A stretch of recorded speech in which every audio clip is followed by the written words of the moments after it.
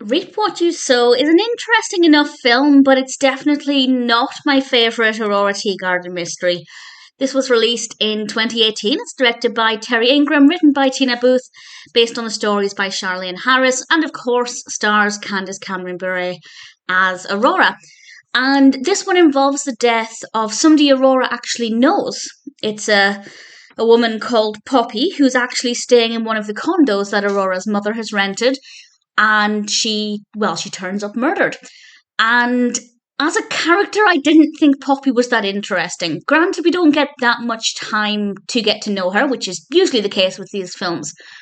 But I didn't think that she was particularly that interesting through other people's eyes either. That's not to say I didn't care that she was murdered, but for me there was no emotional connection. I didn't feel like I needed to get to the bottom of this because I felt like other people around her needed to know. Apart from her father, I feel like her father was definitely a source of emotion in this.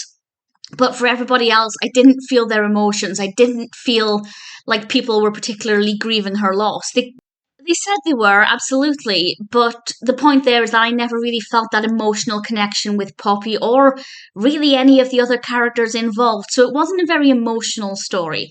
Was it fascinating? Well, yes and no. The actual events within the film are kind of mundane. Not a lot happens, and what does happen isn't that interesting. However, I didn't work out who was responsible. And that meant that even though the events in it weren't that interesting, I was still very much interested in finding out what had happened. And I guess that's the main point. If you watch a mystery, a murder mystery, and you don't care who done it, as it were, then that's not a good film or a good story. But here, I did want to know. So even though the actual journey wasn't that exciting, I was desperate to find out what the destination would bring. And of course, I won't say who it was or what their motive was, but it made a lot of sense.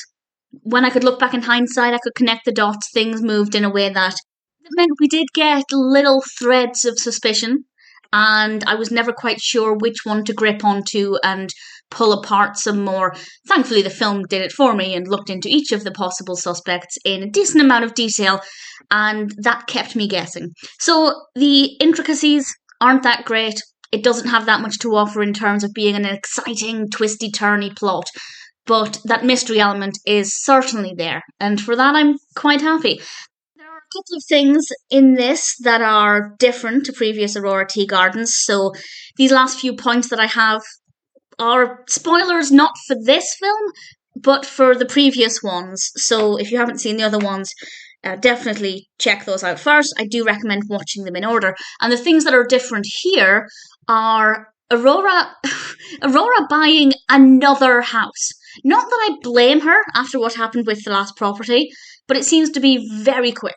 That's moved very quickly, and I feel like she should have just rented an apartment for a little bit and recuperated her losses and spent some time working out what she wanted. But nevertheless, she's got a new house. Let's see what that brings.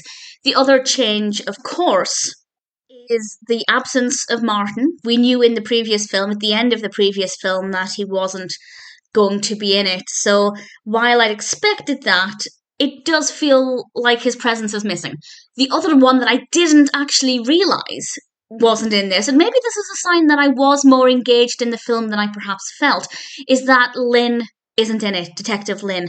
And I think she's amazing, and I love her interaction with Aurora. So when I realised she wasn't in it, I kind of looked back and thought, yeah, that's a spark that was missing. And maybe that's one of the reasons why I didn't enjoy this as much as I have perhaps other films, because throughout it, as we would normally have that interaction between Lynn and Aurora, we haven't got those little injections of comedy to keep things entertaining. So I can't say for certain that I liked it less because she wasn't in it, but certainly when I think back on what I like in previous films, her presence is absolutely something that stands out to me. I don't know if she's in it going forward. I hope so. I hope this was just a one-off. We'll see. But certainly Lynn is a brilliant character. Reap What You Sow is not a brilliant film, but the mystery element is fascinating enough that I was keen to keep watching. I mean, I would have kept watching anyway, but I was invested enough to find out what was happening. Not emotionally invested. I never connected with any of the characters in this, but I was invested from morbid curiosity, and that was enough. So it's not my favourite, but it's watchable. It's more than watchable. It is a good film compared to the others, or most of the others. It's not amazing. But if this had been the first Aurora Teagarden I'd seen, yeah, I probably would have thought this was a really good film. Comparatively, not amazing. On its own, not too bad.